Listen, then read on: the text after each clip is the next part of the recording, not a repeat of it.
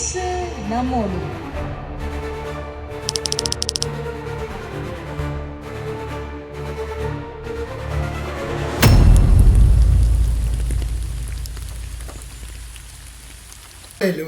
அருமையான தேவ பிள்ளைகளே, இப்போதும் இந்த நாளில் துபாய் தேசத்தில் இருந்து உங்களோடு இயேசு நம்மோடு இந்த தேவ வார்த்தையை கொண்டு வருகிறேன்.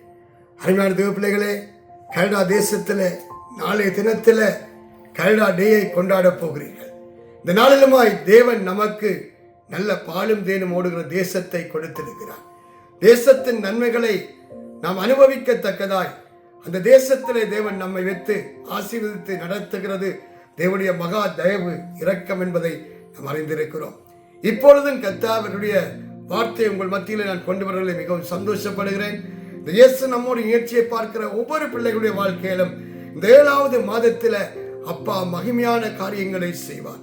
நன்மையினால கிருபையினால் உங்களை சூழ்ந்து கொள்வார். நாளைய நாளில் கனடா டேயில 7வது மாதம் பிறக்கிறது. இந்த 7வது மாதத்தில் ஆண்டவர் உங்கள் குறைவுகள் எல்லாவற்றையும் நிச்சயமாகவே நிறைவாக்குவார். மகிமையான மேன்மையான காரியங்களை செய்வார். இந்த நாளிலுமாய் தேவனுடைய வார்த்தையை தியானிப்போம். எரேமியா தீர்க்கதரிசியின் புத்தகம் 17ஆம் அதிகாரத்திலே 10வது வசனத்திலே இப்படியாய் வாசிக்கிறோம்.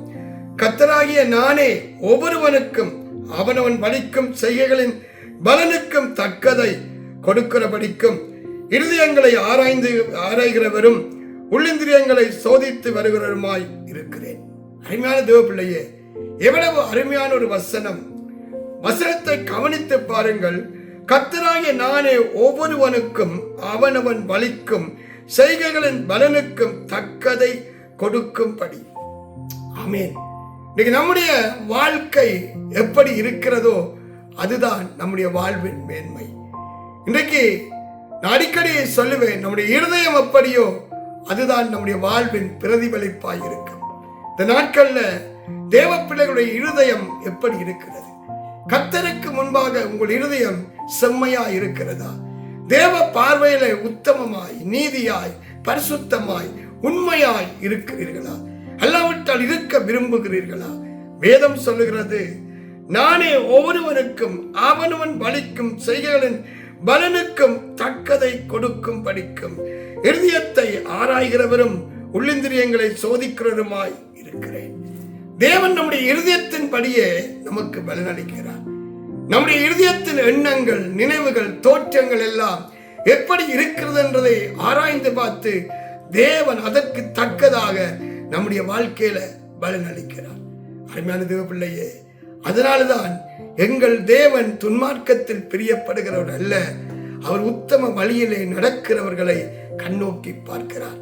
இந்த நாளில தேவனுடைய வார்த்தையை கேட்கிற அருமையான பிள்ளையே, உன்னுடைய மனமும் மாமிசமும் விரும்புகிற ஒரு வாழ்க்கையை நீ வாழ்ந்து கொண்டிருப்பாயானால் தேவனுடைய பார்வையில செம்மையானதை செய்யாதபடி உன்னுடைய வாழ்க்கையில உனக்கு பிரியமானதை மாத்திரம் நடப்பித்து நான் தேவனுடைய பிள்ளை என்று நீ சொல்லுவாயானால் அந்தோ பரிதாபம். நீ ஒரு பரிதவிக்கிற வாழ்வுக்குள்ளே, மேன்மை இல்லாத ஒரு வாழ்வுக்குள்ளே, கண்ணீரின் வாழ்வுக்குள்ளே கடந்து போகிற ஒரு மனுஷனாய் இருப்பாய். ஏனென்றால் கர்த்தர் தெளிவாக சொல்லுகிறார், அவனவன் வழிகளை ஆராய்ந்து பார்த்து அவனவன் செய்கைகளுக்கு தக்கத பலனை அளிக்கிறவர் நம்முடைய ஆண்டவராகிய இயேசு கிறிஸ்து. அதனாலதான் அவர் நீதிமானை ஒரு நாளும் தள்ளாதவர், ஒரு நாளும் உத்தமமாய் நடக்கிறவர்களை புறக்கணியாதவர். அருமையான தேவபிள்ளையே, கர்த்தருடைய வழியிலே நாம் நடக்கிற போது, கர்த்தருடைய வசனத்தை கை கொள்ளுகிற போது, கர்த்தருடைய பார்வையில செம்மையானதை நடப்பிக்கிற போது தேவனுடைய தயவு, தேவனுடைய இரக்கம், தேவனுடைய கிருபை நம்முடைய வாழ்க்கையில வெளிப்படுகிறது. அருமையான தேவ பிள்ளைகளே, இந்த காலம் கடைசி காலமாய் இருக்கிறது. ஆண்டுடைய வருகையும் பூமியினுடைய முடிவும் மிகவும் சமீபமாகிவிட்டது.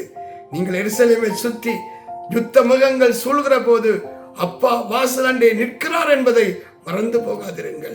நீங்கள் நினைக்கலாம் இதெல்லாம் உலகத்திலே சம்பவிக்கிறது, இதெல்லாம் சம்பவிக்க வேண்டியவர்கள் நீங்கள் நினைத்துக் கொண்டிருக்கலாம்.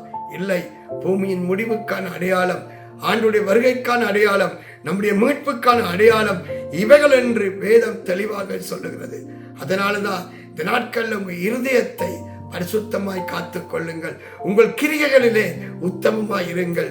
கர்த்தருடைய சமூகத்தை தேடுகிறதிலும் அவருடைய பிரசன்னத்திலே அமர்ந்திருக்கிறதிலும் நீங்கள் தாகமும் வாஞ்சையுமாய் இருப்பீர்களானால் நிச்சயமாகவே இந்த 7வது மாதத்துக்குள்ளே நீங்கள் கடந்து செல்கிற போது தேவனுடைய மகிமை, தேவனுடைய கிருபை உங்கள் வாழ்வை, உங்கள் குடும்பத்தை மூடிக்கொள்ளும். அருமையான தேவ பிள்ளையே, தேவன் இல்லாதவர்கள் அவர்கள் வறுமையானவர்கள். தேவ பிரசன்னத்தில் இல்லாதவர்கள் அவர்கள் வாழ்க்கையில் எந்த மேன்மையும் இல்லை. அவர்கள் ஜீவனோடு இருக்கிறோம் என்று சொல்லியும் மரித்து போனவர்கள். அதனால்தான் இந்த இருதயமே திருக்கும் மகா கேடும் உள்ளது.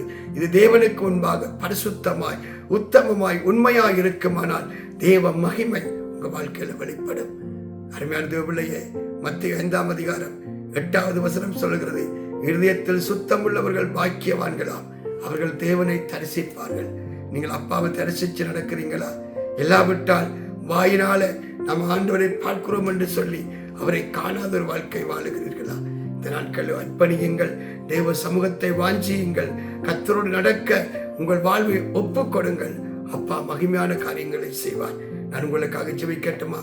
தகப்பனே, இந்த நாளுமா இந்த வார்த்தைகளை கேட்டு யாரெல்லாம் உம்முடைய சமூகத்துல தங்களை ஒப்பு கொடுத்து தங்கள் வழிகளை சீர்படுத்தி மேன்மைப்படுத்தி கர்த்தருடைய வழிகளில் நடக்க தங்கள் இருதயங்களை ஒருநிலைப்படுத்துகிறார்களோ, இந்த பிள்ளைகளுடைய வாழ்க்கையில தேவ மகிமை வெளிப்படத்தக்கதாய், தேவனுடைய வல்லமை மிகவும் அதிகமாய் கிரிய நடப்பிக்கத்தக்கதாய் இந்த வழியில் ஒப்பு கொடுத்து மன்றாடி செபிக்கிறேன். அப்பா, இவர்கள் இந்த 6வது மாதத்தை முடித்து 7வது மாதத்திலே கடந்து செல்கிற போது தேவனுடைய கரம் ஒவ்வொரு பிள்ளைகள் மேலும் வந்து அமர்வதாக.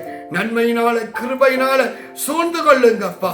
இப்போது இருக்கிறதை பார்க்கிறோம் 1000 மடங்கு பிதாக்களின் தேவனாய கர்த்தர் பிள்ளைகளை ஆசீர்வதித்து உயர்த்தி மேன்மைப்படுத்துவீராக. யாரெல்லாம் இயேசு நம்மோடு இந்த தேவ செய்தியை கேட்கிறார்களோ, எந்த வீடுகளில் எல்லாம் இந்த தேவ செய்தி ஆண்டவரை துணிக்கிறதோ, அந்த வீட்டிலெல்லாம் தேவ மகிமை இறங்கி வரத்தக்கதாய், தேவ பிரசன்னம் மூடத்தக்கதாய் அனுக்கிரகம் செய்யுங்கப்பா. தடைகளை உடைக்கிறேன். இந்த பிள்ளைகளுக்கு எதிராக எழும்புகிற ஆயுதங்கள் வாய்க்காதே போவதாக. சந்தோஷம், சமாதானம், ஆரோக்கியம், ஆசீர்வாதங்கள், ஐஸ்வர்யங்கள் பெருகத்தக்கதாய் உங்க சமூகத்தில் ஒப்புக் கொடுக்கிறேன். நன்மையினால கிருபையினால ஒவ்வொரு பிள்ளைகளையும் சூழ்ந்து கொள்வீராக. பரலோக நன்மைகளை காணும்படியாக, பரலோக ஆசீர்வாதங்களை சுதந்திரிக்கத்தக்கதாக அனுக்கிரகம் செய்யுங்க. இப்பொழுது ஒவ்வொரு பிள்ளைகளையும் ஆசீர்வதித்து நசரேயனாகிய இயேசு கிறிஸ்துவின் நாமத்தில் ஜெபிக்கிறேன் என் ஜீவனுள்ள நல்ல பிதாவே, ஆமென். அருமையான தேவ பிள்ளைகளே, தொடர்ந்து ஜெபம் பண்ணுங்கள், தேவ சமூகத்திலே காத்திருங்கள், புதுபலன் அடையுங்கள். கர்த்தர் மகிமையானதை செய்வார். கர்த்தர் தாமே உங்களை ஆசீர்வதிப்பாராக. ஆமென்.